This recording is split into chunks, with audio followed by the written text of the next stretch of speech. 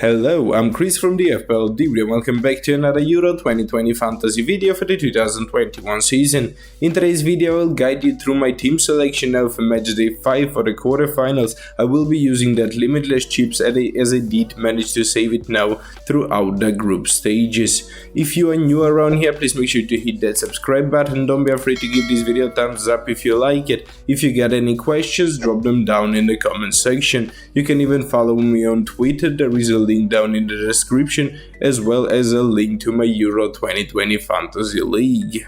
Without further ado, let's begin. So guys, as you can see, I got around 107.5 millions in the budget, but still to make all of those transfers that I want to make, I will need to use that limitless chip. I will start with a defense. To be able to build that team, I would first of all need to take a look at those fixtures. We'll try to predict some of them.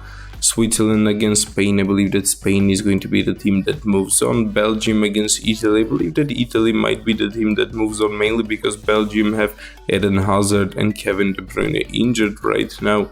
Czech Republic against Denmark, I think this is the end of Czech Republic. I think that Denmark is going to move on to the next stages. As for Ukraine against England, I believe that England is going to be victorious and that they are going to move on forward very strongly. So guys, to build my team now, I will start with the goalkeepers.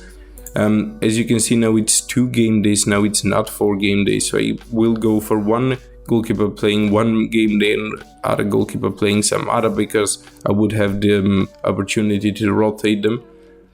So the first goalkeeper that I'm actually going to bring into this team, it is going to be the Italian goalkeeper Donnarumma. I've had him throughout the whole tournament. I do believe that he does have very good potential to do good. Even in this one, this might be a very tough one, but as I've said, Hazard is injured, Kevin De Bruyne is injured. I believe that Donnarumma might be able to keep it clean. If he does not get to keep it clean, then he might just get you that bonus for saves made in this one, because they do play against Belgium. Belgium are very strong when it comes to attacking, and they are very strong defensive wise as well. As for the next goalkeeper that I'm going to bring in, it is going to be the English goalkeeper, because they do play on game day 2. It's going to be Pickford. I do believe that Pickford does have very good potential to do good. He is a very good goalkeeper himself, playing for Everton. He might even do good for Everton now for that FPL first draft. He might look tempting as well, because they do have good fixtures, but that's for another video or some other time. Pickford is going to be the second goalkeeper, so if Donnarumma does not perform good, I believe that Pickford will be able to perform good, as England have not allowed a single goal now throughout the whole tournament. They play very strong defensively. They might not score so many goals, but they do keep it clean all the time, it seems. The next team that I'm going to target now, it is going to be defensive team as well, because I'm going to bring in the defenders now. I'm going to bring in each one of the defenders from Spain, Belgium and Italy. They play early, so which one of them does not perform good or does not keep it clean, I can just swap him out. The first one that I'm going to bring in is going to be Spinazzola. The second one is going to be Meunier. The third one is going to be Alba, guys. So yes, these are going to be the first 3 defenders that I'm going to bring in that are playing early. As for the next 2 defenders that I'm going to bring in, I'm going to bring in a Danish and an English defender. Walker is going to be the guy that is a must-have for this team. I believe that Walker is one of those players that is guaranteed starter. Southgate does like his style, because he's attacking minded, but he's very, very good at defending as well. And England does play very defensively now for this tournament, so this is the main reason I believe that Kyle Walker is going to start even in this one, and that he is going to continue to do good. We might even expect some attacking returns from this guy in this one as well. And as for the last defender that I'm going to bring into my team, it is going to be my Echle. I do believe that my Echle does have very good potential to do good, even though he costs only 4.7 millions. Denmark plays against Czech Republic, so he might be able to keep it clean. He might be able to get involved in some attacking returns as well. So yes, these are going to be the 2 goalkeepers, the 5 defenders that I'm going to go for. As for the midfielders now, I would need to target midfielders that could potentially score me a goal. The first one that I'm going to target, it is going to be the Italian guy Insigne.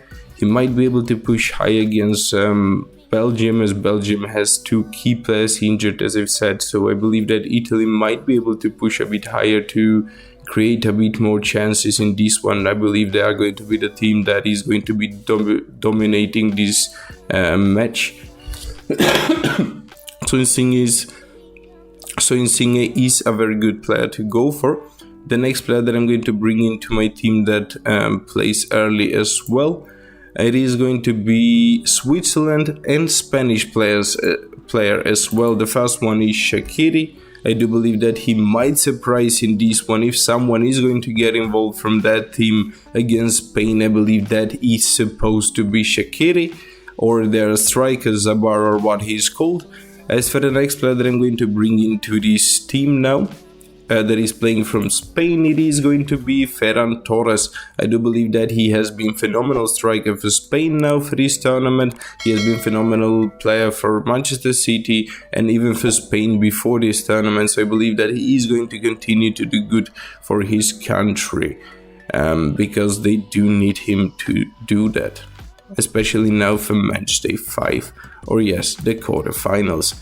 As for the next 2 players now that I'm going to bring in just to complete my midfield, are going to be 2 players that are playing later. It is going to be one Danish player, and that is Højbjerg. I do believe that he does have very good potential to do good, even though he's very cheap player. I believe that he's a quality player. He has been playing very good for Tottenham. He was not that offensive minded for Tottenham as he is now for Denmark, but he's very creative, offensive minded. He attempts tons of assists as well.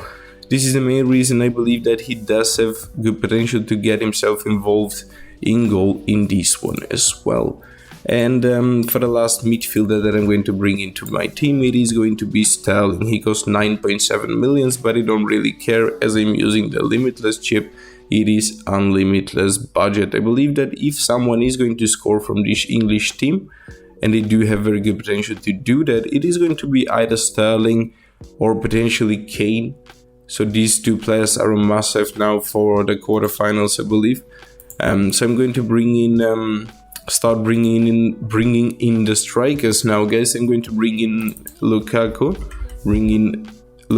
Yes. As I said, as you can see as well, I go for 2 Italian players, but I just do not want to miss out on Lukaku, guys. He's just very good player. He has been very in form. I believe that he even know his way around those Italian defenders. He has been playing in the Serie A right now, and he was second top goal scorer only to Ronaldo. So this guy can score against Italian defenders. We have seen that happening throughout the whole season, guys. This is the main reason I believe that Lukaku does have chance to score even in this one, even though Hazard and Kevin De Bruyne are injured and might miss out now for the quarterfinals. I still believe that Lukaku does have very good potential to do good. If he does not do good, I'm very happy with Spinazzola and Donnarumma keeping it clean. I will just swap out Lukaku. But if he does good, then I can just potentially swap out Spinazzola and Donnarumma. So I want to have a backup plan, guys. You just not want to go and pick up players randomly. You want to have a player that is going to start, and you want to have a backup player starting some other day as well. As for the next striker that I'm going to bring in right now to my team, it is going to be a striker that is playing the second day. Czech Republic plays against Denmark. I believe that Czech Republic does possess only one good player to go for, and that is Patrick Schick. I do believe that he is a very good player. He has been playing very good now for a couple of seasons. He played for AS Roma, he moved to Leipzig. I believe it was Leipzig. I have followed his career now for a couple of years, and he is a very dangerous looking attacker. I do believe that he does have very good potential to do good in this one, mainly because they do play against Denmark. Denmark have very questionable defense, and Schick has been proven to be very good player for this tournament. He has scored goals almost in every single played game he's had now so far. And for the last player that I'm going to bring in, as I already said earlier, it is going to be Kane. Harry Kane does have very good potential to do good in this one. He costs 11.5 million, so I'm going to overspend by 2.5 million, guys. But if I use that limitless chip, activating it, It's not an overspend right now, so I'm just going to click next to... What is going on? Nope, next.